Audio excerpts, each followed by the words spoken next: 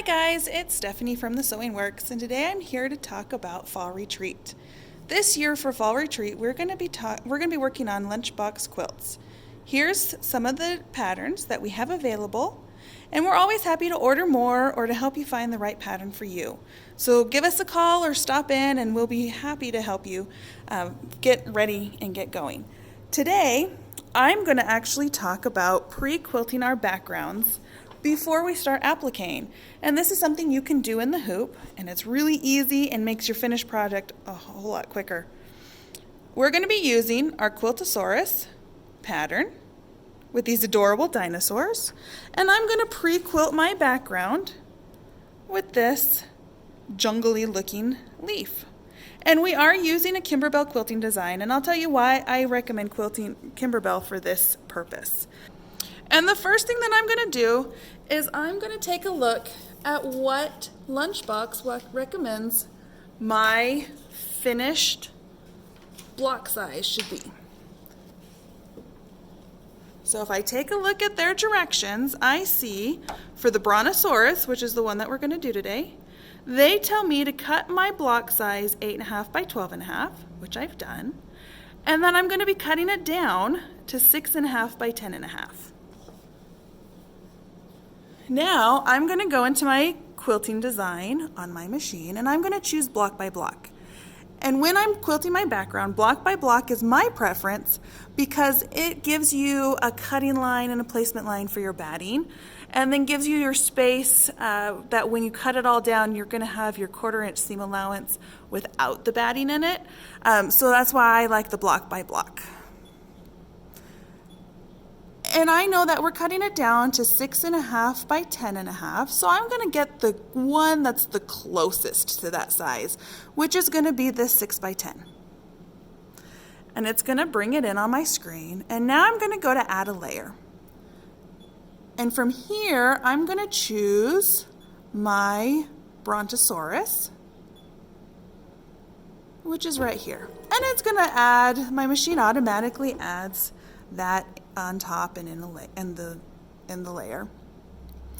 Now I'm going to go to my needle, and I have my machine threaded. I've told it what foot I'm using, and we are ready to go. So I'm going to go ahead and hit my go button.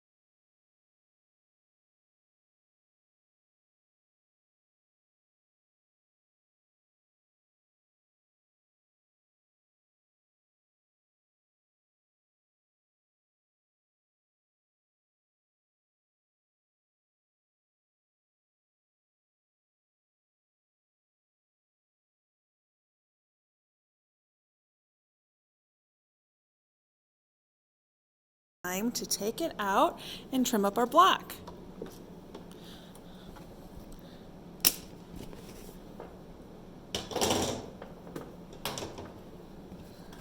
So here's our dinosaur, and you can see our cute background that we quilted before we stitched our dinosaur. We're going to turn it over and we're going to take a look at the back.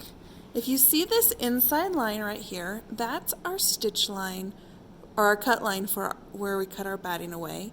And this is our tack down line.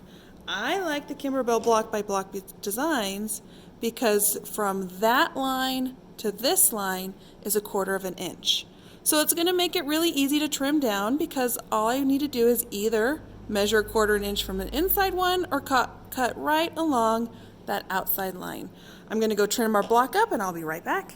Now when you go to sew these with your other blocks, you're going to have this 1/4 of an inch seam allowance which doesn't have any batting in it, and it's going to lay nice and flat and sew together really easily. Look at that cute dinosaur that we've got. Now I want to take a second and I want to talk about quilting the rest of your quilt when you're done. So this is our mixed mutts, which is also a lunchbox quilt, and you can see that we have pre-quilted our puppy paws behind our dogs.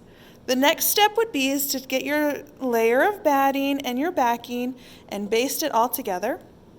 My recommendation is to come in here and just stitch in the ditch around these puppies. And if you wanted, you could stitch in the ditch on the outside of these borders as well. But you can come in with other Kimberbell designs using their clear blue tiles. And you could drop in another design here or something along your border. And then out here you could also do some designs in your border here. And then you'd be able to complete your whole quilt at home in your embroidery machine.